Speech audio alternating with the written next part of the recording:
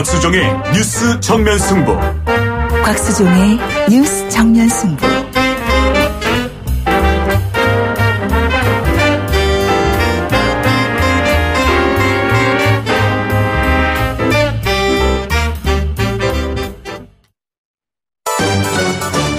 김작이 묻고 곽박이 경제로 답한다. 주파수 94.5 YTN 뉴스 FM 곽수종의 뉴스 정면 승부 3부 시작하겠습니다. 자, 김 작가 질문해 주십시오. 네, 김 작가입니다. 요즘 내각 인선이 이뤄지면서 각 후보자들이 탈세 의혹들이 불거지고 있잖아요. 네. 자기 자식한테 재산 일부를 물려주면서 증여세를 내지 않았다는 게 많던데 네. 이 증여세는 왜 내야 되는 건가요? 증여세라고 하는 게 재산이 이렇게 일을 하지 않고, 그러니까 노동을 하지 않고 일을 하지 않았음에도 불구하고 부모님이나 다른 사람으로부터 증여받았을 경우에 그 물건 또는 지적재산권 뭐 이런 것도 다 증여세에 포함이 되거든요. 그러면 그 부분에 대해서는 증여세를 내야 돼요. 아마 질문하는 내용은 두 가지인 것 같아요. 하나는 말씀하신 대로 최근에 인사청문회 하다 보니까 뭐 후보들이 증여세 탈세했다라는 의혹이 나오고 있고, 또 최근에 혹시 기억날지 모르겠지만 하림이라고 하는 회사 아들이 하림그룹으로부터 아버지로부터 10조 원가량 회사를 물려받으면서 1,000억 원에 해당하는 증여세를 부담한 내용들이 나오고 있거든요. 그러니까 이제 이 증여라는 것은 어떤 의미에서 보면 상속의 개념도 사실은 숨어 있기 때문에 그냥 무분별하게 증여를 통해서 상속세를 안 내고 증여세가 좀 세율이 낮다면 사람들이 탈세하는 방법으로 편법적으로 사용할 수 있잖아요. 그 방법 중에 하나가 방금 하림 이야기를 제가 해드렸던 이유예요. 아들에 대해서 그때 아마 대학생도 채 안 된 친구가 지금 대학생이죠. 그 당시에 대학생이도 아닌 학생에게 무려 10조 원에 해당하는 회사를 증여한 셈이 돼버렸거든요. 제 기억이 맞으면은 아마 올품이라는 회사하고 한국샘벨이라고 하는 회사에다가 증여를 한 1,000억 원가량 세금을 낼 수 있는 규모를 해버렸어요. 그러다 보니까 회사 전체를 아들한테 물려준 셈이 돼버렸죠. 강경화 후보 같은 경우에는 이제 가족 가운데 해운대에 딸에게 분양받은 아파트를 그냥 이렇게 증여해 준 셈이 되는데 2억 원이 넘는 돈에 대한 증여세를 내지 않았다는 대목이거든요. 그래서 증여세는 자칫 잘못하면 상속세와 함께 자기의 재산을 아들이나 자녀들에게 무상으로 줄 수 있는 방법으로 통하기 때문에 그 편법적인 상속을 막기 위해서 세금으로 이렇게 부과를 하는 거다, 이렇게 이해하시면 될 것 같습니다. 지금 여러분께서는 경제학자 곽수종 교수가 진행하는 YTN 뉴스 FM 곽수종의 뉴스 정면 승부를 듣고 계십니다.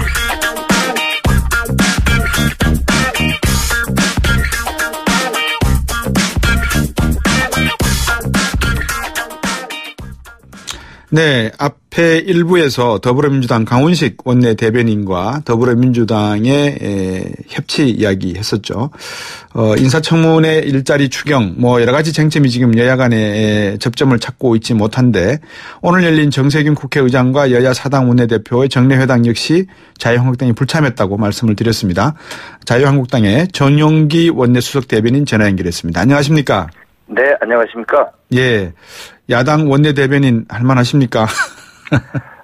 네, 야당임에도 불구하고. 예.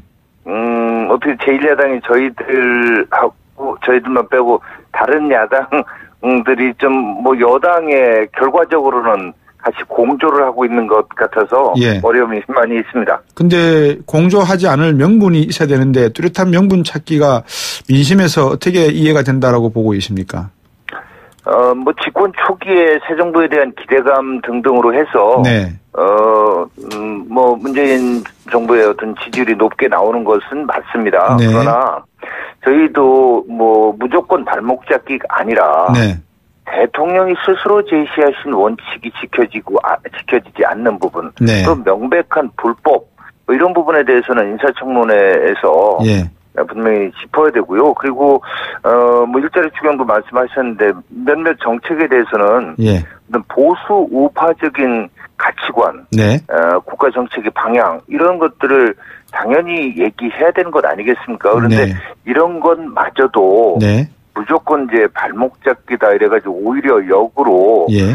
뭐 문자 폭탄 이런 공격이 이루어져서. 예. 정말 이 정당한 어떻게 보면 의정 활동 네. 이걸 방해하고 어찌 보면 헌법 가치를 유린하는 일들이 벌어지고 있는 것에 대해서는 네. 참 뭐 안타깝고 답답하게 생각합니다. 네. 오늘 국회의장하고 이제 원내대표 주례회동을 불참하셨잖아요. 네. 앞으로도 계속 불참하실 겁니까? 저희도 참여하고 싶습니다. 그런데 국회의장께 지난번 이낙연 총리 인준과 관련해서 네. 인사청문회법 위반의 요소도 있고 예. 또 대통령의 어떤 입장의 변화 이런 것들을 좀 확인을 할 수 있는 시간적인 그런 것들도 필요하고 또 자료 제출 자체도 안 됐다. 의혹 해소를 위한. 예. 그러니 좀 과거 관례를 봐도 네. 며칠 좀 시간을 달라라고 했음에도 불구하고 예. 이걸 강행 처리하셨어요. 그래서 예. 이 부분에 대해서 오늘도 사전에 정세균 의장님하고 저희 정우택 원내대표하고 이렇게 뭐 통화를 해서 네. 의장께서 좀 재발 방지의 의지를 표명해주면 참석하는 걸로 예. 얘기가 됐는데 예. 의장께서 기자간담회를 열어서 참석하라고 하는 일방적인 요청만 했지. 네. 뭐 유감 표명이라든가 재발 방지를 위해 노력하겠다는 의사 표시가 없었기 때문에 네. 참석을 못한 건데 이런 부분들이 좀 조율되면 네. 뭐 결과적으로 참석해야 되지 않겠습니까? 그렇죠. 근데 이제 전제가 무엇인지도 궁금하신 부분들이 있는 것 같아요. 도대체 자유한국당 입장에서 대화 테이블에 앉으려면 무엇이 전제가 돼야 되느냐. 네. 그런 게 있을까요? 뭐 있을 수 있죠. 일단 새 정부 들어서서 네. 두 가지 면에서 말씀드리겠습니다. 하나는 인사와 관련해서인데 네. 인사와 관련해서는 그리고 또 하나는 이제 나머지 정책 업무고요. 네. 인사와 관련해서는 앞서도 말씀드린 대로 대통령께서 제시하신 5가지 인사에 관한 원칙이 있는데 이 부분이 네. 지금 지켜지지 못하고 있습니다. 한 명만 그런 것이 아니고 예. 연속적으로 이렇게 되니까 예. 이 부분에 대해서 대통령께서 스스로 예. 이 원칙을 앞으로 이렇게 좀 할 수밖에 없다라는 이런 것들을 국민들께 설명드리고 네. 사과하고 이런 것들이 있어야 그 다음 인사청문회에 저희 야당도 어떤 임할 수가 있고 입장을 정리할 수 있지 않겠는가. 네. 그런데 이 부분을 일방적으로 계속 밀어붙이시기를 하고 있습니다. 그러니까 예. 제1야당하고는 협치할 생각이 없다. 이런 뜻으로밖에 받아들여지지 않고 있고요. 또 하나 네. 나머지 정책 형태와 관련해서도 정책 추진과 관련해서도 예. 국회의 입법적인 뒷받침이 있어야만 지속적인 정책으로 추진할 수 있는 사안에 대해서도 대통령께서 예. 업무 지시 몇 호라는 형태로 네. 일방적으로 발표를 하시고 예. 국회에 대해서 야당에 대해서는 양해와 협조를 요구하는 이런 방식은 이거는 진정한 협치의 의지가 있으신지에 대해서 저희 야당으로서는 의구심을 갖고 있는 겁니다. 그래서 이런 부분들이 해소가 되려면 네. 인사청문회에 관련해서 지금 문제가 되고 있는 인사들 저희 당에서 요구하고 있는 예. 강경화, 네. 김상조, 예. 김희수 예. 이 세 분은 스스로 사퇴하거나 예. 아니면 지명을 철회하셔야 할 것이고 네. 나머지 정책 추진과 관련해서는 아무튼 초기에 업무 지시 형태로 했지만 앞으로 국회와 예. 정말 협치를 하겠다. 그리고 국회 주도에 오늘 총리께서 긍정적인 말씀을 하셨습니다만 국회 주도의 여야정 협치의 운영이 되도록 하겠다라는 이런 말씀을 해주신다면 네. 왜 저희가 참여하지 않겠습니까? 예. 자유한국당이 생각하는 인사청문회의 원칙이 있습니까? 저희로서는 일단은 이런 겁니다. 대통령께서 스스로 제시하신 5대 원칙과 네. 실정법 위반 사항 네. 이런 것들을 중심으로 해서 예. 인사청문회에 임하고 있습니다. 과거에 10년간 자유한국당, 새누리당, 한나라당이 정권을 잡고 있었을 때 인사청문회를 수차례 했지 않습니까? 네. 그 당시에 인사청문회 내용을 제가 정확히 기억은 다 못하겠습니다만 위장 전입 문제라든지 횡령 문제라든지 지금 인사 5개 원칙이라고 한 그 내용을 어기지 않았던 장관 후보자가 있었을까 하는 생각이 들거든요. 그래서 수많은 네, 그래서 수많은 분들이 낙마를 했죠, 사실. 네. 그리고 당시에 야당이었던 더불어민주당에서 네. 그런 부분에 대해서 아주 엄정한 잣대를 들이댔는데 네. 저희가 그것에 대해서 복수를 하자고 하는 것이 아니고요. 네. 이번에는 대통령께서 그런 그동안에 나타났던 여러 것들을 고려하셔서 그랬겠습니다만은 내가 대통령이 된다면 다른 사람은 너무 과도한 기준이라고 하지만 네. 이 5가지 원칙에 해당되는 사람은 원처리하겠다. 네. 이렇게 말씀을 하셨으니 그러니까요. 이 부분에 대해서 분명히 이게 기준이 바뀔 거라면 네. 지금 기준에 어긋나는 사람들이 계속해서 추천이 되고 있으니 네. 대통령 스스로의 입장 정리가 있어야 되지 않겠느냐라는 저희 당의 주장이 그렇게 과도하다고 생각지는 않습니다. 예, 이런 면이 있겠죠. 굳이 그 국민들이 이 모든 것을 다 보고 듣고 계시기 때문에 자유한국당이 협조를 해드려도 김기정 외교안보실 2차장이 다시 낙마를 하고 있는 이런 모습 등을 놓고 볼 때 과연 문재인 정부가 인사 문제에 있어서도 그만큼 자유로울 부분이 있겠는가. 이것을 국민들이 판단하게 하시는 게 또 어떻겠는가 하는 전략적인 측면도 고려해 보실 만해서 제가 여쭤봤습니다. 네, 뭐 저희도 그 처음부터 발목 잡기 하는 걸로 비춰지고 또 그런 식으로 일부는 또 매도되고 있는 것에 대한 네. 부담이 왜 없겠습니까? 그리고 예. 인사청문위원들 중심으로 해서 예. 문자폭탄 공격에 대한 부담감 그리고 누군가 다른 사람의 저기를 파헤치려면 네. 예수께서 말씀하시기도 너희 중에 죄 없는 자 이 여인에게 돌을 던지라 하니까 아무도 못 던진다는 거 아닙니까? 예. 인간적인 여러 가지 부담감이 있지만 예.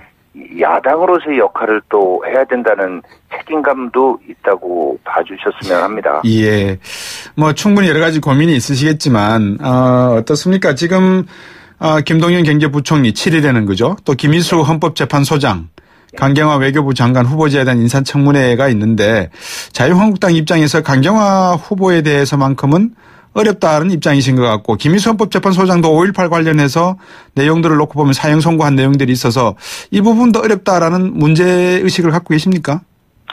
네, 그렇습니다. 김희수 헌재 소장의 경우에 5.18 관련해서 본인이 판결했던 내용도 네. 문제지만 네. 저희는 헌법재판소 재판관 시절에는 물론 소수 의견을 낼 수도 있겠습니다만은 예. 통진당 해산 반대를 했던 분이 대한민국의 헌법 가치를 최종적으로 수호하는 기관인 헌재 소장이 네. 된다는 것이 적절치 못하다고 보고 있고요. 네. 다만 이렇게 되면 모두 다를 낙마시키겠다는 거냐 이렇게 또 오해하실 수 있겠는데 네. 현재로서는 김동연 경제부총리에 대해서는 저희가 뭐 현재까지 드러나는 이런 걸로 낙마 네. 뭐 이런 장론을 정한 거 없고요. 이미 네. 끝난 것 중에도 서훈 그 국정원장 당시 후보자에 대해서도 여러 가지 문제점들 의혹이 제기됐고 해명이 좀 덜 된 게 있었지만 네. 국가안보상으로 아주 지금 위험한 시기에 예.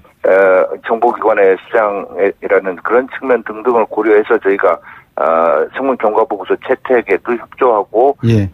인준에 종의를 했던 것 아니겠습니까? 예. 그래서 모든 후보자에 대해서 다 발목 잡으려고 그런 것은 아니다라는 점을 좀 말씀드리고 싶습니다. 예, 뭐 하시고 싶은 말씀이 상당히 많으실 것 같은데 그 최저임금에 대해서 조금 전에 민주노총과 전화 통화를 했었습니다. 제가. 네.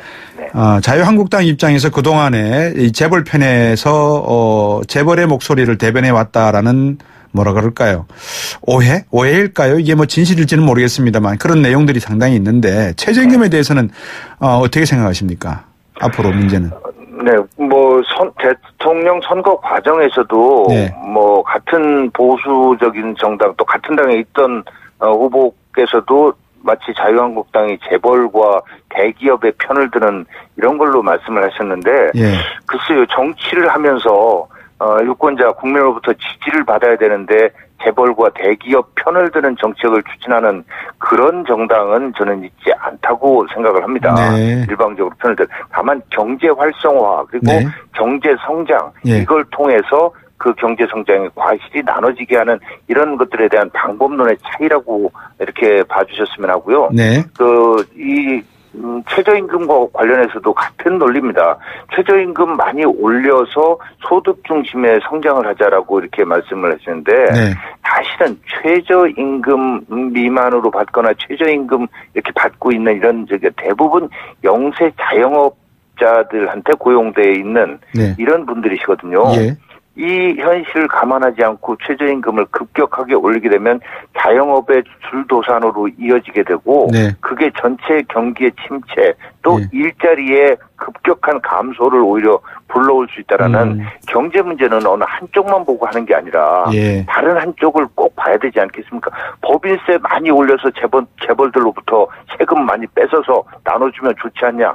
그렇게 생각하는 건 아주 단편적인 것이고 예. 그렇다면 왜 전 세계 다른 나라들은 오히려 법인세를 깎아주거나 심지어는 없애거나까지 하겠습니까? 네네. 일자리 창출을 위해서는 기업 활동이 살아나야 된다라는 대전제가 더 우선 고려돼야 되기 때문에도 그런 것 아니겠습니까? 자유한국당의 그간의 경제정책의 근간 목적이 방금 말씀하셨던 기업을 통한 경제활동 활성화였다라는 점에 대해서는 동의를 하는 분도 많이 계시겠죠. 미세적인, 그러니까 세부적인 내용, 보통 이제 악마는 디테일 속에 있다 그러지 않습니까? 네. 최저임금 제도라든지 여러 가지 분배 정책에서 어떤 정책을 가져가야 되는 것은 아마 더불어민주당이 보는 시각이나 자유한국당이 보는 시각이 다를 것이고 그 다른 차이점이 서로 맞다 틀리다 이런 건 아닐 것 같습니다. 말씀하신 대로 정책의 차이니까요.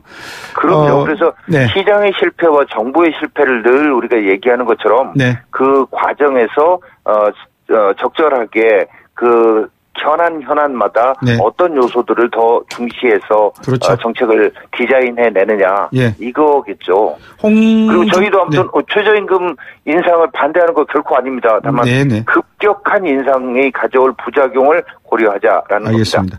간단하게 여쭤보겠습니다. 홍준표 전 지사 돌아오셨지 않습니까? 네. 어떻게 될 것 같습니까, 당이?